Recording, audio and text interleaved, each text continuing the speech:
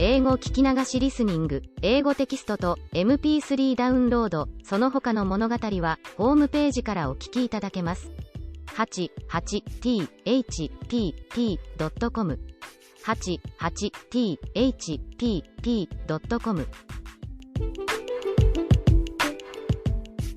The Snow Queen. First story. Which treats of a mirror and of the splinters. Now then, let us begin. When we are at the end of the story, we shall know more than we know now, but to begin. Once upon a time there was a wicked sprite, indeed he was the most mischievous of all sprites. One day he was in a very good humor, for he had made a mirror with the power of causing all that was good and beautiful when it was reflected therein, to look poor and mean, but that which was good for nothing and looked ugly was shown magnified and increased in ugliness. In this mirror the most beautiful landscapes looked like boiled spinach, and the best persons were turned into frights, or appeared to stand on their heads. Their faces were so distorted that they were not to be recognized, and if anyone had a mole, you might be sure that it would be magnified and spread over both nose and mouth. "That's glorious fun," said the sprite. If a good thought passed through a man's mind, then a grin was seen in the mirror, and the sprite laughed heartily at his clever discovery. All the little sprites who went to his school, for he kept a sprite school, told each other that a miracle had happened, and that now only, as they thought, it would be possible to see how the world really looked. They ran about with the mirror, and at last there was not a land or a person who was not represented distorted in the mirror. So then they thought they would fly up to the sky, and have a joke there. The higher they flew with the mirror, the more terribly it grinned, they could hardly hold it fast. Higher and higher still they flew, nearer and nearer to the stars, when suddenly the mirror shook so terribly with grinning, that it flew out of their hands and fell to the earth, where it was dashed in 100,000,000 and more pieces. And now it worked much more evil than before, for some of these pieces were hardly so large as a grain of sand, and they flew about in the wide world, and when they got into people's eyes, there they stayed, and then people saw everything perverted, or only had an eye for that which was evil. This happened because the very smallest bit had the same power which the whole mirror had possessed. Some persons even got a splinter in their heart, and then it made one shudder, for their heart became like a lump of ice. Some of the broken pieces were so large that they were used for window panes, through which one could not see one's friends. Other pieces were put in spectacles, and that was a sad affair when people put on their glasses to see well and rightly. Then the wicked sprite laughed till he almost choked, for all this tickled his fancy. The fine splinter still flew about in the air, and now we shall hear what happened next. Second story. A little boy and a little girl.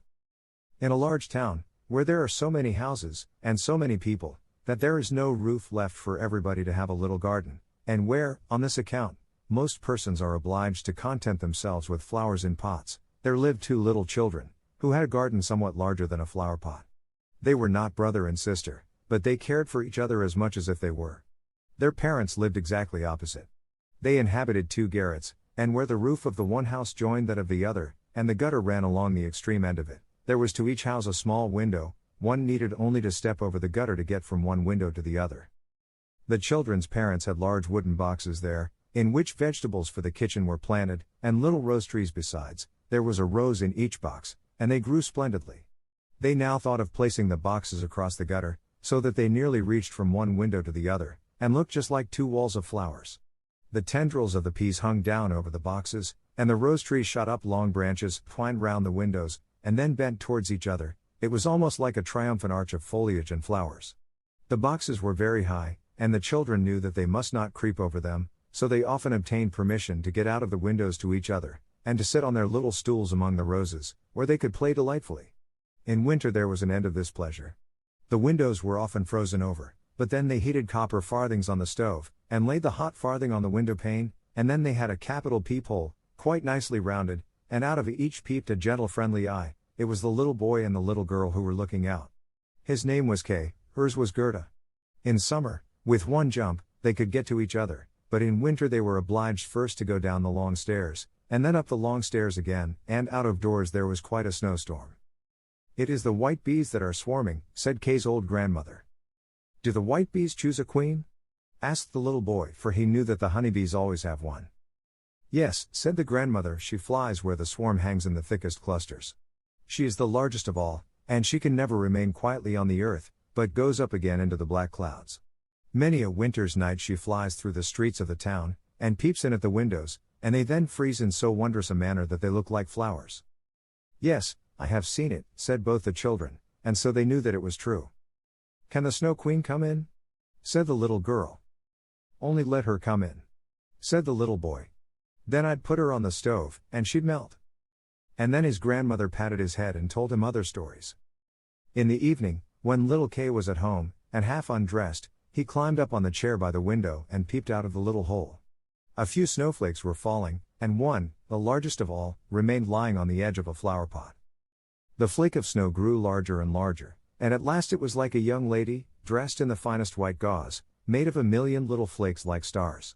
She was so beautiful and delicate, but she was of ice, of dazzling, sparkling ice, yet she lived, her eyes gazed fixedly, like two stars, but there was neither quiet nor repose in them.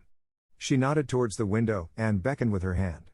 The little boy was frightened, and jumped down from the chair. It seemed to him as if, at the same moment, a large bird flew past the window.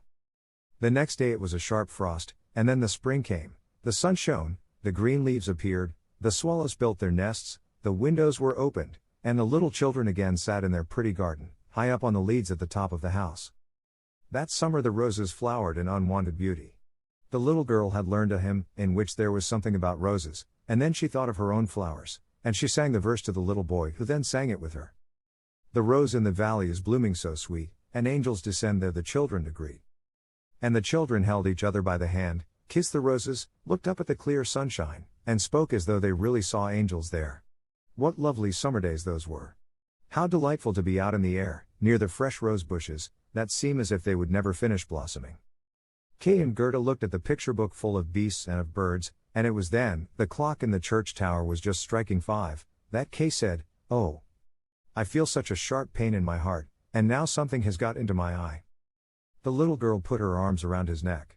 He winked his eyes, now there was nothing to be seen. "I think it is out now," said he, but it was not. It was just one of those pieces of glass from the magic mirror that had got into his eye, and poor Kay had got another piece right in his heart. It will soon become like ice. It did not hurt any longer, but there it was. "What are you crying for?" asked he. "You look so ugly." "There's nothing the matter with me." "Ah," said he at once, "that rose is cankered. And look, this one is quite crooked. After all, these roses are very ugly. They are just like the box they are planted in." And then he gave the box a good kick with his foot, and pulled both the roses up. "What are you doing?" cried the little girl, and as he perceived her fright, he pulled up another rose, got in at the window, and hastened off from dear little Gerda. Afterwards, when she brought her picture book, he asked, "What horrid beasts have you there?" And if his grandmother told them stories, he always interrupted her. Besides, if he could manage it, he would get behind her, put on her spectacles, and imitate her way of speaking. He copied all her ways, and then everybody laughed at him. He was soon able to imitate the gait and manner of everyone in the street. Everything that was peculiar and displeasing in them, that Kay knew how to imitate, and at such times all the people said, "The boy is certainly very clever." But it was the glass he had got in his eye, the glass that was sticking in his heart, which made him tease even little Gerda, whose whole soul was devoted to him. His games now were quite different to what they had formerly been, they were so very knowing. One winter's day, when the flakes of snow were flying about, he spread the skirts of his blue coat, and caught the snow as it fell. "Look through this glass, Gerda," said he. And every flake seemed larger and appeared like a magnificent flower, or beautiful star. It was splendid to look at. "Look, how clever," said Kay. "That's much more interesting than real flowers. They are as exact as possible, there is not a fault in them, if they did not melt." It was not long after this, that Kay came one day with large gloves on, and his little sledge at his back, and bawled right into Gerda's ears, "I have permission to go out into the square where the others are playing," and off he was in a moment.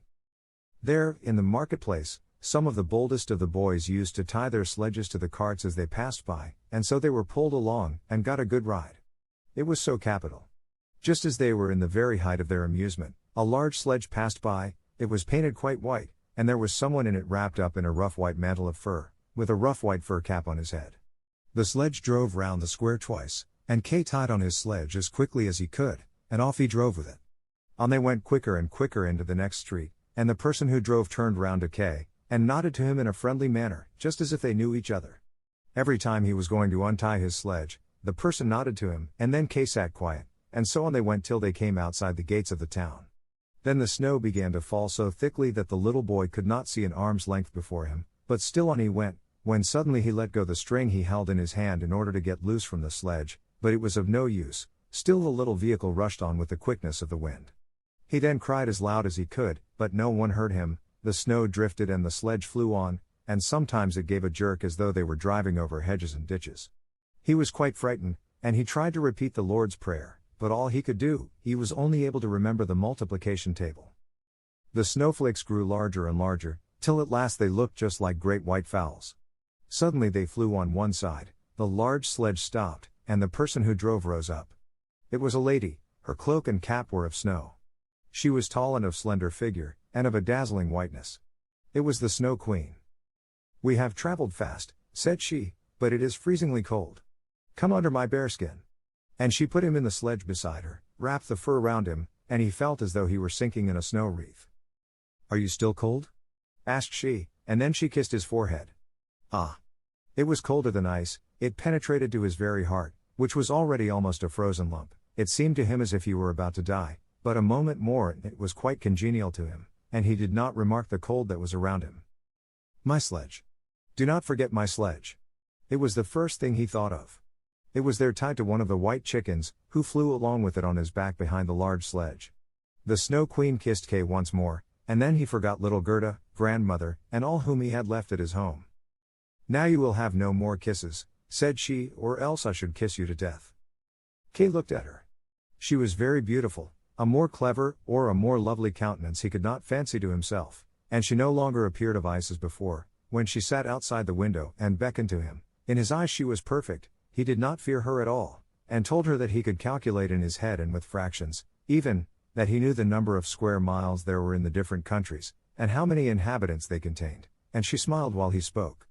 It then seemed to him as if what he knew was not enough, and he looked upwards in the large huge empty space above him, and on she flew with him, flew high over the black clouds, while the storm moaned and whistled as though it were singing some old tune.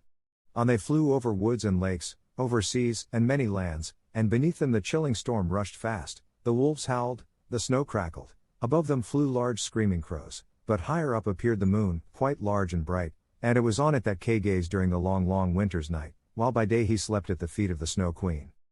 Third story. Of the flower garden at the old woman's who understood witchcraft. But what became of little Gerda when Kay did not return? Where could he be? Nobody knew, nobody could give any intelligence. All the boys knew was, that they had seen him tie his sledge to another large and splendid one, which drove down the street and out of the town. Nobody knew where he was, many sad tears were shed, and little Gerda wept long and bitterly. At last she said he must be dead, that he had been drowned in the river which flowed close to the town. Oh! Those were very long and dismal winter evenings. At last spring came, with its warm sunshine. "Kay is dead and gone," said little Gerda. "Then I don't believe," said the sunshine. "Kay is dead and gone," said she to the swallows. "Then I don't believe," said they, and at last little Gerda did not think so any longer either.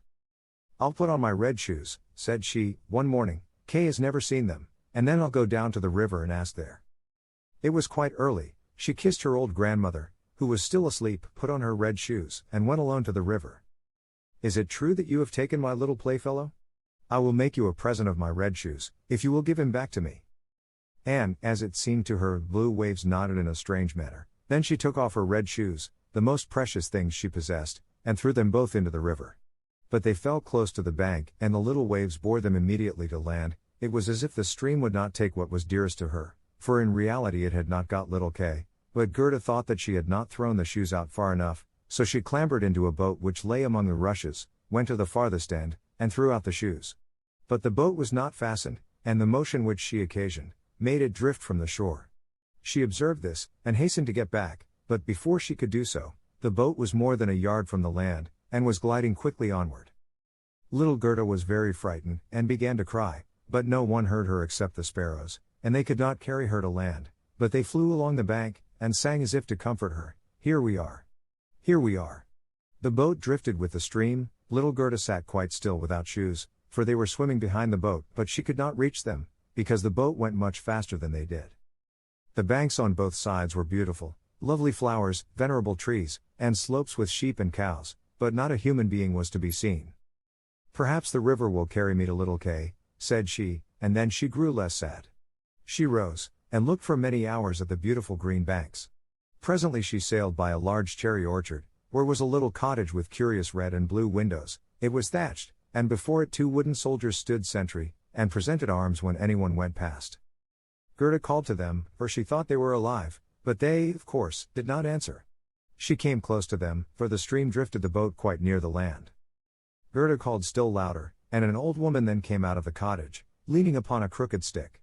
She had a large broad-brimmed hat on, painted with the most splendid flowers. "Poor little child," said the old woman. "How did you get upon the large rapid river, to be driven about so in the wide world?"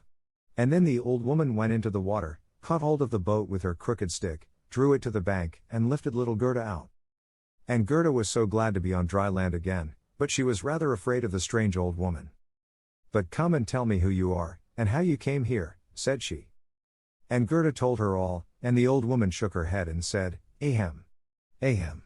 And when Gerda had told her everything, and asked her if she had not seen little Kay, the woman answered that he had not passed there, but he no doubt would come, and she told her not to be cast down, but taste her cherries, and look at her flowers, which were finer than any in a picture book, each of which could tell a whole story. She then took Gerda by the hand, led her into the little cottage, and locked the door. The windows were very high up, the glass was red, blue, and green, and the sunlight shone through quite wondrously in all sorts of colors. On the table stood the most exquisite cherries, and Gerda ate as many as she chose, for she had permission to do so. While she was eating, the old woman combed her hair with a golden comb, and her hair curled and shone with a lovely golden color around that sweet little face, which was so round and so like a rose. "I have often longed for such a dear little girl," said the old woman. "Now you shall see how well we agree together." And while she combed little Gerda's hair, the child forgot her foster brother Kay more and more, for the old woman understood magic, but she was no evil being, she only practiced witchcraft a little for her own private amusement, and now she wanted very much to keep little Gerda. She therefore went out in the garden, stretched out her crooked stick towards the rose bushes, which, beautifully as they were blowing, all sank into the earth and no one could tell where they had stood. The old woman feared that if Gerda should see the roses, she would then think of her own, would remember little Kay and run away from her. She now led Gerda into the flower garden. Oh, what odor and what loveliness was there! Every flower that one could think of, and of every season, stood there in fullest bloom. No picture book could be gayer or more beautiful. Gerda jumped for joy, and played till the sun set behind the tall cherry tree. She then had a pretty bed, with a red silken coverlet filled with blue violets. She fell asleep, and had as pleasant dreams as ever a queen on her wedding day. The next morning she went to play with the flowers in the warm sunshine, and thus passed away a day. Gerda knew every flower, and, numerous as they were, it still seemed to Gerda that one was wanting, though she did not know which. One day while she was looking at the hat of the old woman painted with flowers, the most beautiful of them all seemed to her to be a rose. The old woman had forgotten to take it from her hat when she made the others vanish in the earth. But so it is when one's thoughts are not collected. "What?" said Gerda. "Are there no roses here?" And she ran about amongst the flower beds, and looked, but there was not one to be found. She then sat down and wept, but her hot tears fell just where a rosebush had sunk, and when her warm tears watered the ground, the tree shot up suddenly as fresh and blooming as when it had been swallowed up. Gerda kissed the roses, thought of her own dear roses at home, and with them of little Kay. "Oh, how long I have stayed," said the little girl. "I intended to look for Kay. Don't you know where he is?" she asked of the roses. "Do you think he is dead and gone?" "Dead he certainly is not," said the roses. "We have been in the earth where all the dead are, but Kay was not there." "Many thanks," said little Gerda, and she went to the other flowers, looked into their cups, and asked, "Don't you know where little Kay is?"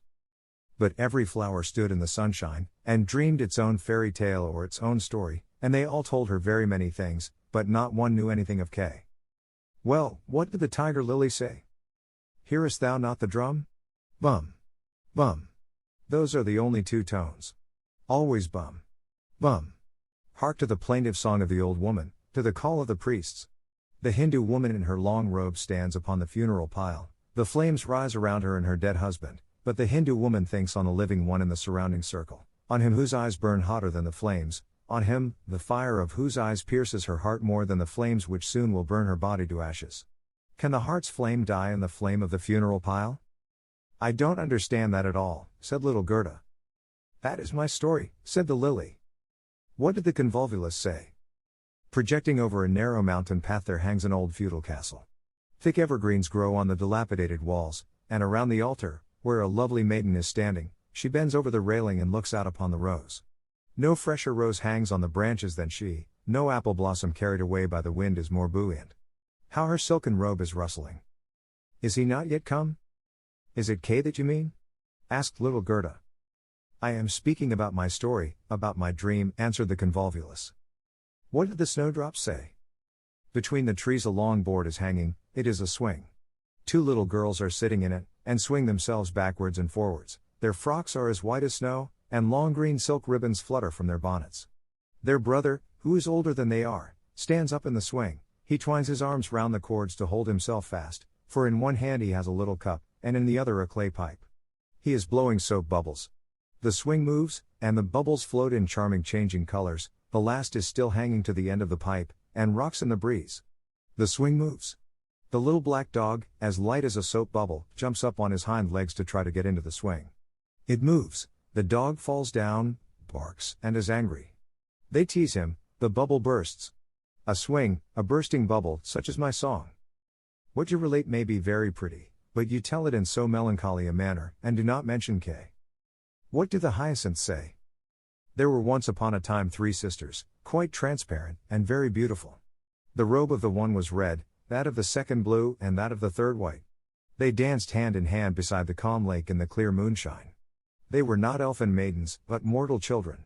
A sweet fragrance was smelt, and the maidens vanished in the wood. The fragrance grew stronger, 3 coffins, and in them 3 lovely maidens, glided out of the forest and across the lake. The shining glowworms flew around like little floating lights. Do the dancing maidens sleep, or are they dead? The odor of the flowers says they are corpses, the evening bell tolls for the dead. You make me quite sad, said little Gerda. I cannot help thinking of the dead maidens. Oh. Is little Kay really dead? The roses have been in the earth, and they say no. Ding, dong. Sounded the hyacinth bells. We do not toll for little Kay, we do not know him. That is our way of singing, the only one we have. And Gerda went to the ranunculuses, that looked forth from among the shining green leaves. You are a little bright sun, said Gerda. Tell me if you know where I can find my playfellow. And the ranunculus shone brightly, and looked again at Gerda. What song could the ranunculus sing? It was one that said nothing about Kay either. In a small court the bright sun was shining in the first days of spring. The beams glided down the white walls of a neighbor's house, and close by the fresh yellow flowers were growing, shining like gold in the warm sunrays. An old grandmother was sitting in the air, her granddaughter, the poor and lovely servant just come for a short visit. She knows her grandmother. There was gold, pure virgin gold in that blessed kiss. There, that is my little story, said the ranunculus. My poor old grandmother, sighed Gerda. Yes, she is longing for me, no doubt, she is sorrowing for me, as she did for little Kay. But I will soon come home, and that I will bring Kay with me. It is of no use asking the flowers, they only know their own old rhymes, and can tell me nothing. And she tucked up her frock, to enable her to run quicker, but the narcissus gave her a knock on the leg, just as she was going to jump over it. So she stood still, looked at the long yellow flower, and asked, You perhaps know something? And she bent down to the narcissus. And what did it say? I can see myself, I can see myself. Oh, how odorous I am. Up in the little garret there stands, half-dressed, a little dancer. She stands now on one leg, now on both. She despises the whole world, yet she lives only in imagination. She pours water out of the teapot over a piece of stuff which she holds in her hand. It is the bodice. Cleanliness is a fine thing. The white dress is hanging on the hook, it was washed in the teapot, and dried on the roof. She puts it on, ties a saffron-colored kerchief round her neck, and then the gown looks whiter. I can see myself, I can see myself. That's nothing to me, said little Gerda. That does not concern me. And then off she ran to the further end of the garden. The gate was locked, but she shook the rusted bolt till it was loosened, and the gate opened, and little Gerda ran off barefooted into the wide world. She looked round her thrice, but no one followed her. At last she could run no longer, she sat down on a large stone, and when she looked about her, she saw that the summer had passed. It was late in the autumn, but that one could not remark in the beautiful garden, where there was always sunshine, and where there were flowers the whole year round. Dear me, how long I have stayed, said Gerda. Autumn is come. I must not rest any longer. And she got up to go further.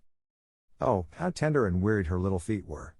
All around it looked so cold and raw, The long willow leaves were quite yellow, and the fog dripped from them like water. One leaf fell after the other. The sloes only stood full of fruit, which set one's teeth on edge. Oh, how dark and comfortless it was in the dreary world. 英語聞き流しリスニング、英語テキストと MP3 ダウンロード、その他の物語はホームページからお聞きいただけます。88thpp.com 88thpp.com